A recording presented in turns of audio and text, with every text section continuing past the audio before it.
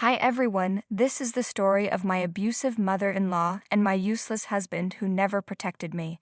I'm using fake names because I don't want to be identified. Sharing my story is one thing, but dealing with real-life drama is another, so I'd rather stay anonymous. Let's say my name is Peyton, my husband is Grant, and my mother-in-law is Joanne. My grandma, Lily, is the only reason I'm still here today. Let me start from the beginning. Grant was a pretty good boyfriend, and I was deeply in love with him, ready to marry him. So when he proposed, I said yes right away. But after that, everything changed. I started noticing red flags. Grant and his mother were extremely close, and it was clear that Joanne controlled him. Joanne was the one who started causing problems. She lived with us and depended on her son for everything. One day, she came to me with some papers and said, "Peyton, you need to sign these papers right now. It's better for you if you do." I asked, "What are these papers, Joanne?" She replied, "This is a prenup that you both need to sign. It says that in case of a divorce, neither of you can claim anything from each other. Sign it now." I was shocked and asked, "Did you really make a prenup without even talking to us? This is humiliating, Joanne. Why would you do that?" She said, "I did this so you can't take my son's money if you divorce. You earn less than him and this house is his. We can't trust you to not take everything." I was furious and said, "This is insane, Joanne. I'm not the bad person you think I am. I'm not signing this just like that. I'm insulted that you didn't even talk to us about it." To my surprise, Grant said, "Actually, I know about the prenup. It's not a big deal, Peyton. If you're not with me for money, you shouldn't have a problem signing it." I was shocked that Grant and Joanne discussed this without telling me. No, I wasn't with Grant for his money. I didn't earn much, but I had a big inheritance coming my way, which I hadn't told Grant about yet. Grant and I fought for days, and Joanne kept insulting me for not signing the papers. I eventually went to my grandma for help. She listened to everything and then said, "Honey, are you sure you want to marry this man? I don't think he's the right one for you. You two aren't even married yet, and he's already making plans with his mother against you." I replied, "It's just this one problem, Grandma. I really love Grant, and he loves me too. I can't imagine marrying anyone else. He's a good man." Grandma said, "If you've made up your mind, then go ahead and sign the prenup. I'll have my lawyer look it over, but I have one request. Never tell them that your grandparents are millionaires. I don't want them to know." I said, "I haven't told them anything yet, Grandma, but why don't you want me to say it?" She replied, "I understand things better than you, Peyton. You're seeing them through rose-colored glasses. Your grandfather and I worked hard to build this fortune, and I don't want anyone taking advantage of you and your money." I assured her, "Grandma, you don't have to worry. I won't tell them anything since you asked me not to. Besides, Grant is a good man, and he'd never do that. If his mother gets out of hand, I'm sure he'll protect me." But I was wrong. Grant turned out to be a horrible man, and his mother was even worse than I knew. I gave in and signed the prenup, and later realized it was a wise decision. As soon as we got married, Joanne started to abuse me regularly. Even after signing the prenup, she verbally and sometimes physically abused me. I'm too ashamed to talk about everything she did, but there's one incident I need to share because it was the turning point in my marriage. One day, after I got home from work, Joanne stormed into my room with a smirk on her face. She handed me a big bag of clothes and demanded that I wash them. I didn't protest because I was used to her behavior. I knew that if I refused, she'd tell Grant, and they'd both verbally abuse me. It was routine. So I picked up the heavy bag even though it was hard for me. While I was walking down the hall, Joanne tripped me and I fell. I hurt my ankle and screamed in pain. Joanne just laughed and walked away. After putting some ice on my ankle, I called Grant and told him, "Grant, I fell and hurt my ankle. Your mother tripped me today." I had taken her abuse for a long time and finally told Grant, "You need to do something. She's crossed the line." But Grant didn't believe me. He said, "Don't make up lies about Mom, Peyton. She would never do something like that. You just want her out of the house and don't want to do your chores. Stop lying and trying to defame her." I pleaded, "I'm not lying, Grant. Please believe me." But he replied, "Don't waste my time, Peyton. Go back and do the chores Mom gave you. I don't want to hear another complaint." Then he hung up on me. Grant never stood up for me and always acted like I was the problem. I usually kept quiet because I didn't want him to leave me. But this time, I'd had enough. I just couldn't take it anymore. I was secretly seeing a therapist with my grandma's help, and their abuse was becoming too much to handle. It was then that I realized I needed to get out. To make things worse, Joanne sent me nasty texts, saying I deserved what she did and that Grant would never speak against her. I was furious and decided I needed revenge. The opportunity came when my grandma passed away. I was heartbroken but relieved because she had been in a lot of pain. I stayed strong, knowing she was finally free and reunited with my granddad. Grant didn't help me at all when my grandma died. He didn't even show up to the funeral, but when he found out I inherited $250 million, he was in shock and suddenly started being extra nice to me. When we got home the next day, another surprise was waiting for me. Joanne was at the foot of my bed, looking unusually sweet. It was creepy to find her in my room, watching me while I slept. I couldn't believe what was happening. I asked, "What are you doing here, Joanne? No one told me you were coming today, and why were you staring at me while I was sleeping? That's really creepy." She replied, "Oh, I came early to help you with the chores. I made you some tea, and it's right beside your bed. I know how much you love tea, so I got a special batch for you." I said, "You still haven't answered why you were in my room while I was sleeping. It's honestly creepy, Joanne." She said, "I was trying to massage your feet, Peyton. I know you hurt your feet carrying my laundry that day. They must be so sore, so I thought I could massage them for you." I was shocked and said, "You literally tripped me that day, Joanne. How dare you come here and try to massage my feet? Don't you have any shame?" She brushed it off, saying, "Oh, don't be so dramatic. It was an honest mistake. I didn't know you would fall or that the load was heavy. But I've already massaged your foot to make up for it, didn't I?" I was furious and said, "You think massaging my foot will make up for all the abuse? You're insane, Joanne. Get out of my room." "I don't want to see your face right now," she replied sweetly. "All right, I'll be in the kitchen making you breakfast. Don't worry, I'll take care of everything. I'll also make sure Grant has everything he needs. You just take your time and freshen up." Then she left the room, acting like everything was fine. Her sudden change in attitude made my head spin, even as I lay there in bed. I felt like she had invaded my privacy and was acting crazy. Money can make people do strange things, and Joanne proved it. Grant must have told her to avoid my inheritance, which is why she came to visit. But neither Grant nor Duran knew that none of them would get my money. I made sure of that. I got out of bed and dressed in my best clothes. It was my day for revenge, and I wanted to look my best. My therapy had been working well, and I finally had the confidence to stand up for myself. I went to the kitchen with my bag, which had some important papers I needed to send out today. I guess you can tell what I was about to do. I found Grant and Duran in the kitchen. They looked very happy and were whispering to each other. When they saw me, their smiles got even bigger.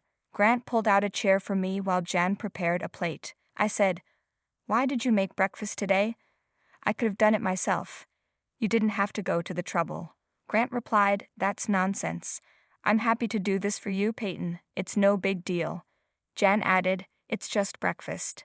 My mom can help you from now on. Once we sell the house and buy a mansion, I'll find a housekeeper. Until then, my mom can take care of everything." I said, "You think buying my medicine is a waste of money, but hiring a housekeeper is okay. How do you plan to buy a mansion? Have you been robbing a bank?" Grant replied, "Don't be ridiculous. We have plenty of money now. You just got a huge inheritance from your grandmother." Grant was right. "Finally, we're millionaires now," he said. "We don't have to worry about money anymore. We can do whatever we want now." Jan said, "Yeah, I've been thinking about quitting my job. Maybe we can take a vacation and have some fun. What do you think?" I laughed loudly at what they said. I couldn't believe my ears. It had only been a day since I received my inheritance, and they were already making plans. They really thought I would just give them the money and let them do whatever they wanted. Did they think a day of fake kindness could erase years of abuse? Joanne and Grant looked uncomfortable with my laughter. They probably realized how ridiculous their plans sounded, thinking I would magically forgive them. After laughing for a few seconds, I said, "My God, it's been just one day since I got my inheritance, and look how much you've changed. Money really does make a difference, doesn't it?" Grant replied, Let's not dwell on the past. We had no idea you were so lucky. We would have treated you better if we knew. Joanne added, yes, you shouldn't hide things from your husband and in-laws, Peyton. That was very sneaky of you. Anyway, what should we do with all this money? I was thinking about buying a house in the Caribbean. Grant chimed in, don't just say house, say mansion or villa. We could even go for a penthouse. That would suit our status better. We're millionaires after all. All my friends will be so jealous of me. I listened to their chatter and then casually took out the documents I had hidden in my folder. Joanne and Grant looked at me expectantly, as if I was giving them papers that would make the money theirs. But they were in for a surprise. Holding the papers, I said, let me correct you guys. We're not millionaires. I am a millionaire now. The money is mine. I got it as my inheritance. Grant said, yes, you got the money, but we share everything. We're married after all, so you should share your money with me. Joanne added, yes, and as your mother-in-law and only surviving family, you should share the money with me too. We're family after all. You're like a daughter to me, just like Grant is my son. I replied, it's funny how I've suddenly become your daughter. Yesterday I was just the woman your son married. Anyway, don't get too excited. We won't be family anymore. Not that we ever really were. Grant looked confused. What do you mean, Peyton? I'm your mother-in-law, so I'm family. I said, how can you be my mother-in-law if I'm not married to your son anymore? If Grant loses his title as my husband, you'll be nothing to me. Grant asked, what do you mean, Peyton? Why won't I be your husband anymore? What's going on?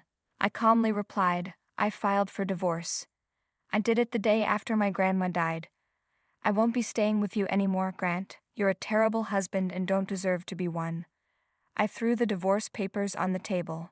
Grant and Jan read the papers, and their eyes widened in shock. They couldn't believe what they were seeing. They looked at each other, worried. I guess they never thought I'd have the strength to file for divorce. Grant said, what is this, Peyton? Why have you filed for divorce? This doesn't make any sense. You think I'm too weak to leave an abusive marriage and stay stuck in it forever?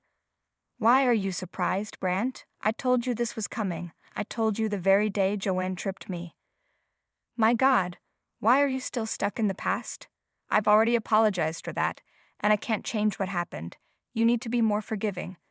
This isn't a big enough problem to cause a divorce. Mom has already made up for it. So Joanne, you admit you tripped me and all you say is to get over it? Listen, I'm divorcing you, and you won't get a cent of my inheritance. I can't believe I love someone as awful as you, Grant, and I'm ashamed I tried to impress a monster like you, Joanne. But this abuse ends now. We are definitely getting a divorce, and we can do it the easy way or the hard way. Suddenly, Grant and Joanne looked very angry. They didn't like that I called them out on their behavior. They knew I was serious since I had already filed for divorce. It wasn't a threat to get what I wanted. I meant it. But now that I had a lot of money, they said, what's the point of divorcing me, Peyton? You have more money than me. But your inheritance is a marital asset, so I'll get half of it anyway. You might get half, but most of it will go to the lawyers, I replied. Did you forget about the prenup you and your mother forced me to sign? I'm sure my dear mother-in-law can remind you. She was adamant that we sign a prenup. It suddenly hit them that they had messed up. They had no idea I'd become a millionaire one day. The prenup was supposed to protect them because they knew no sane woman would stay with them after their abuse. But this time they just played themselves. The prenup was a long time ago, they said. I'll talk to a lawyer and see what we can do. We won't let you walk away with all that money. You're doing this to threaten us. You can't do anything to us, Peyton. We'll take your money and do what we please with it. So you plan to fight me in court? I asked. Don't worry, Peyton. We'll make this hard for you. You can't get divorced without my signature, remember that. Really, Grant? You're going to make this difficult for me? That's not a problem. I'm prepared for everything. I have some leverage of my own. What do you mean, Peyton? Joanne asked. Joanne, remember how you admitted to tripping me and abusing me in those texts? I'll use them to file a report with the police. That would be interesting, wouldn't it? No. You won't do that to me. I'll delete all the texts. Don't worry, Joanne, I've already saved them and sent them to some friends. Trust me, I'm fully capable of reporting you to the police. I can also show how Grant knew and did nothing to protect me. It'll be a tough battle for you in divorce court." Joanne and Grant immediately started apologizing, realizing the trouble they were in. They thought I had let go of the incident, but I was just waiting for the right moment. Now, Joanne and Grant were in deep trouble and didn't know what to do. I took the divorce papers and left the house, planning to collect my things the next day. Grant and Joanne tried to stop me, saying, "Don't walk away from us, Peyton. Let's sit and talk about this. We can handle the situation like adults without making any rash decisions." "Where will you go anyway? Let's talk about it." "I'm moving into my grandmother's house. It's already in my name. I'll be living there while waiting for Grant to decide on the divorce. I'm taking the papers with me so you can't damage them and make me file again. As for my things, I've taken pictures of everything, so don't even think about damaging or getting rid of anything." Grant and Joanne kept trying to stop me, but I had already called a friend who was waiting for me outside. I got into her car and drove off. Grant and Joanne stood at the door, staring at us the whole time. After arriving at my new place, I contacted a moving company to bring my things from the house. In the months that followed, Grant and Joanne tried their best to change my mind. I kept reminding them about going to the cops because Grant didn't sign the divorce papers. Grant did talk to a lawyer, who told him that the prenup was solid and that he had no way out. After being threatened by me multiple times, Grant was forced to sign the divorce papers. He didn't want his mom in jail, and he knew I would never give him another chance. Grant and Joanne are not talking to each other now. Why? Because Grant didn't take the divorce well and started blaming Joanne for causing problems between us. He was sure Joanne was the reason he missed out on being a millionaire. After countless fights, he ended up kicking her out with nothing. Since Joanne lived off Grant's money, she was left homeless and broke. Last I heard, Joanne was in a homeless woman's shelter with no idea what to do. I made sure everyone knew what horrible people Joanne and Grant were, so they were isolated from others. No one talks to them anymore. As for me, I'm enjoying my new life and watching the aftermath. I'm still living at my grandmother's place because it holds sentimental value to me. I donated some of my inheritance to women's help centers and plan to do more. The rest of the money is invested and secured for my future family. I'm still working at my old job because I don't want to sit idle. Life is good so far, and I'm hopeful I'll